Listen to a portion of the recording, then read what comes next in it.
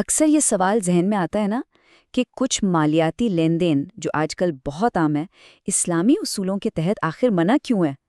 آئیے آج اسی دلچسپ سوال کا جواب تلاش کرتے ہیں اور دیکھتے ہیں کہ ملکیت کا اصول اس سب کے مرکز میں کیسے ہے۔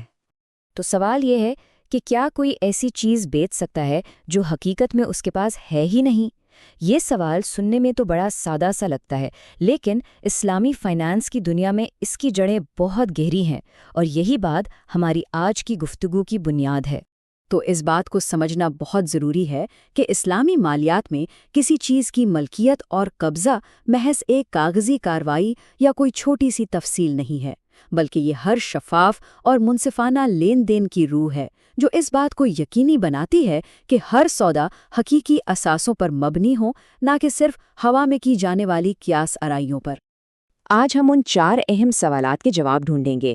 1. درست فروخت کی بنیاد کیا ہوتی ہے؟ وہ کون سی 2 بڑی ممانعت ہیں جن پر اسلامی مالیات کی پوری عمارت کھڑی ہے؟ روزمرہ کی زندگی میں ایسے ممنوعہ لین دین کی مثالیں کیا ہیں؟ اور آخر میں ان تمام قوانین کے پیچھے اصل فلسفہ کیا ہے؟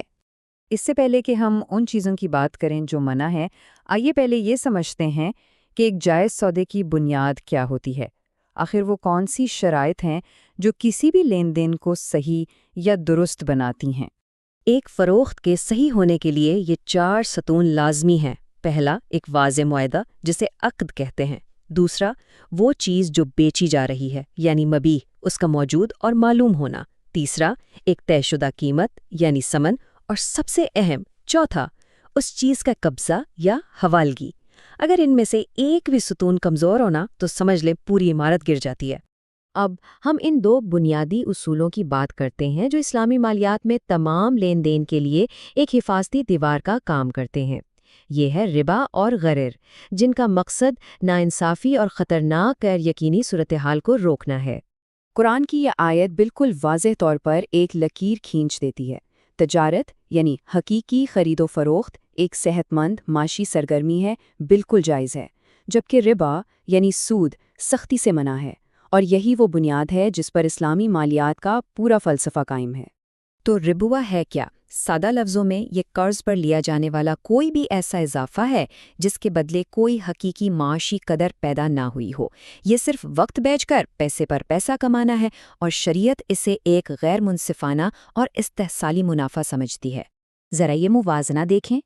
جائز منافع ہمیشہ کسی حقیقی اثاثے، خدمت یا خطرے سے جڑا ہوتا ہے، جیسے ایک بیج سے درخت اگانا۔ آپ محنت کرتے ہیں، خطرہ مول لیتے ہیں اور پھر پھل کھاتے ہیں، جبکہ ربو کا حقیقی معیشت سے کوئی تعلق نہیں ہوتا۔ یہ تو صرف ایک زنجیر ہے جو قرض لینے والے پر مزید بوجھ ڈالتی ہے۔ دوسرا بڑا اصول ہے غرر، یعنی خطرناک حد تک غیر یقینی۔ شریعت ایسے معاہدوں سے روکتی ہے جہاں یہ واضح ہی نہ ہو کہ کیا بیچا جا رہا ہے، کس قیمت پر، یا یہ کب ملے گا۔ ایسا سودا ایک طرح سے آنکھیں بند کر کے تیر چلانے جیسا ہے، جو بعد میں ہمیشہ تنازعات کو جنم دیتا ہے۔ آئیے اب ان اصولوں کو عملی طور پر دیکھتے ہیں۔ ہم 4 ایسی مثالیں لیں گے جو آج کل کی مالیاتی دنیا میں عام ہیں، اور دیکھیں گے کہ وہ ربا اور غرر کے جال میں کیسے پھنستی ہیں۔ ہماری پہلی مثال ہے شارٹ سیلنگ۔ تصور کریں کہ ایک سرمایہ کار اسٹاک مارکیٹ میں ایسی چیز بیچتا ہے جو اس کے پاس ہے ہی نہیں۔ وہ یہ شرط لگا رہا ہوتا ہے کہ مستقبل میں اس کی قیمت گرے گی، اور تب وہ اسے سستے میں خرید کر اپنا وعدہ پورا کر دے گا۔ اس کی ممانعت کی وجہ اس حدیث میں بالکل صاف ہے۔ اصول بہت سادہ ہے، آپ وہ چیز کیسے بیچ سکتے ہیں جو آپ کی ملکیت میں ہی نہیں؟ شارٹ سیلنگ اسی بنیادی اصول کو توڑتی ہے، کیونکہ بیچنے والا ایک ایسی چیز کا سودا کر رہا ہوتا ہے جس پر اس کا کوئی قبضہ ہی نہیں۔ دوسری مثال ہے قرض کی فروخت، جسے بیع دین کہتے ہیں۔ اس کا مطلب ہے کہ اگر آپ نے کسی سے پیسے لینے ہیں تو آپ اس واجب الوصول قرض کو کسی تیسرے شخص کو کم قیمت پر بیچ دیں، جیسے کوئی آپ سے 100 روپے کا قرض 90 روپے میں خرید لے۔ یہ کیوں منع ہے؟ اس کی 2 بڑی وجوہات ہیں۔ اول، 100 روپے کے قرض کو 90 روپے میں بیچنا دراصل پیسے کا پیسے سے غیر متساوی تبادلہ ہے، جو سیدھا سیدھا ربا ہے۔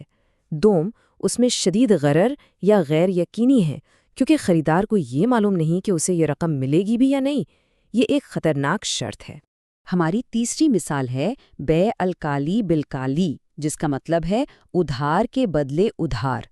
یہاں مسئلہ یہ ہے کہ معاہدے میں دونوں فریق صرف وعدے کر رہے ہوتے ہیں اور کوئی حقیقی لین دین نہیں ہوتا۔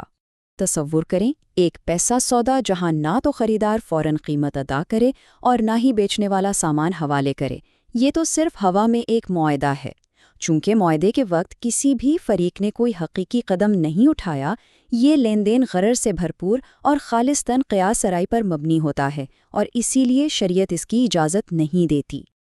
اور اب ہماری آخری مثال، بیع العیونہ، یہ سب سے ہوشیار طریقہ ہے جس کے ذریعے ایک سودی قرض کو فروخت کے لباس میں چھپایا جاتا ہے۔ دیکھیں اس میں ہوتا کیا ہے۔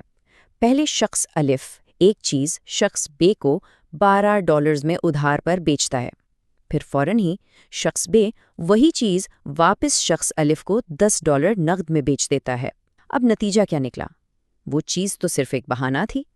اصل میں شخص الف کے پاس اب $10 کیش آ گئے اور اس پر $12 کا قرض چڑھ گیا، اور وہ جو $2 کا فرق ہے وہی چھپا ہوا سود یعنی ربا ہے۔ تو ان تمام پیچیدہ قوانین اور ممانعتوں کے پیچھے اصل مقصد کیا ہے؟ یہ سب ایک بڑے اور خوبصورت حصول کی طرف اشارہ کرتا ہے، اور وہ ہے منصفانہ تجارت۔ ان تمام قوانین کا خلاصہ یہ ہے کہ اسلامی مالیات ایک ایسا معاشی نظام بنانا چاہتا ہے جو شفاف ہو، جس کی بنیاد حقیقی اثاثوں پر ہو، جہاں نفع و نقصان کو بانٹا جائے اور جہاں استحصال، دھوکہ دہی اور معیشت کو غیر مستحکم کرنے والی خطرناک قیاس آرائیوں کے لیے کوئی جگہ نہ ہو۔ تو آخر میں ایک سوال، آج کا عالمی مالیاتی نظام جو اکثر پیچیدہ اور غیر حقیقی اثاثوں پر چلتا ہے، ان اصولوں سے کیا سیکھ سکتا ہے جو حقیقی ملکیت، خطرے کی شراکت اور شفافیت کو سب سے اوپر رکھتے ہیں؟ اس موضوع کو ہمارے ساتھ سمجھنے کا شکریہ۔